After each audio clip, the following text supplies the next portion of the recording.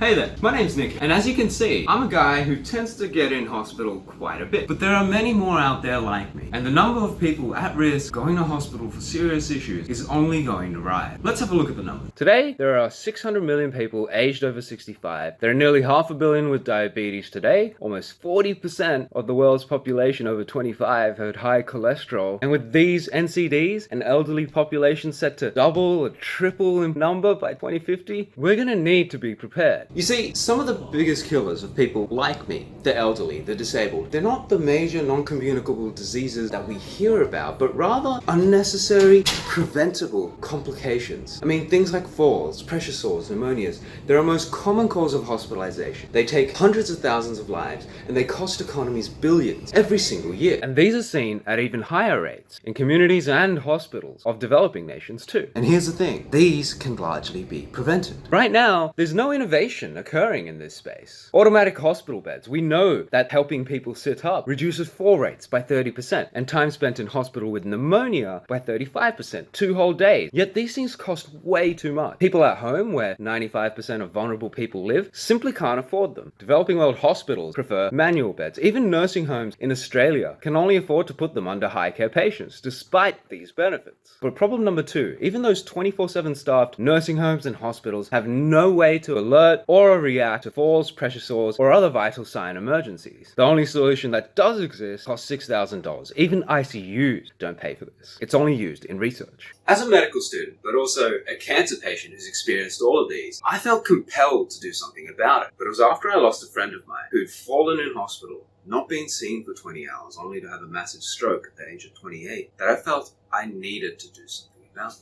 So we created and are right now alpha and beta testing the Smart Inclining Bed and Smart Alert sensors. Now our sensors, for the first time, measures heart rates, breath rates, noise, and a patient's entire body movements for just over $60 material cost. Instead of using a matrix of thousands of point sensors, which cost a minimum of $1 each, we use patented stretch fabric and proprietary algorithms that we're developing to regulatory guidelines to measure these parameters. Our algorithms calculate risk of fall, pressure sores, and can even detect when people have stopped breathing right now. In the future, it could do so much more. All at a price that even developing world hospitals and medical facilities are happy to pay for. We've already gotten interest. Now this sends alerts via our app to healthcare workers and staff if someone's going through something. But because it's so affordable, it lets us get to the place where 95% of vulnerable people live, home. So carers, people like you and me, can know if our loved ones are safe. We're already working on combining this with other things like alternating air pressure mattresses, smart blood pressure monitors, and unique walkers to prevent these complications as well, and to expand the ability of these to keep you safer at home or hospital for longer. When you combine this with our smart bed, which converts any bed into a hospital bed for $100 manufactured, ready to sell, just add $14 and it becomes a full hospital bed with the wheels and legs and everything too. I mean, we've simplified the whole design of a hospital bed. This is a super affordable hospital bed alternative. Now our impact calculations estimate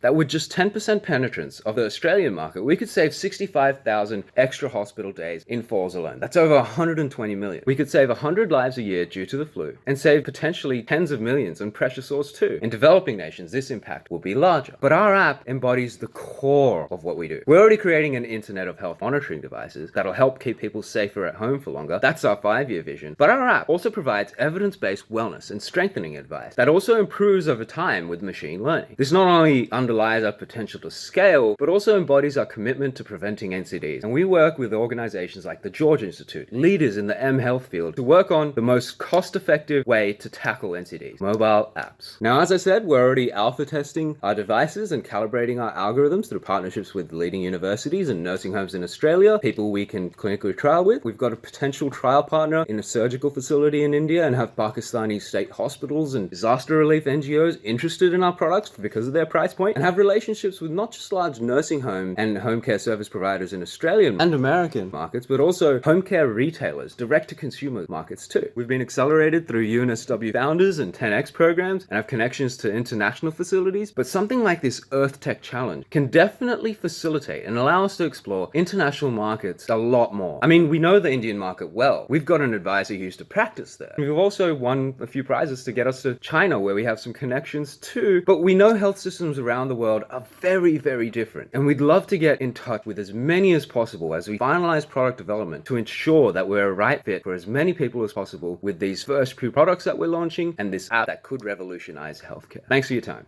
Nick here.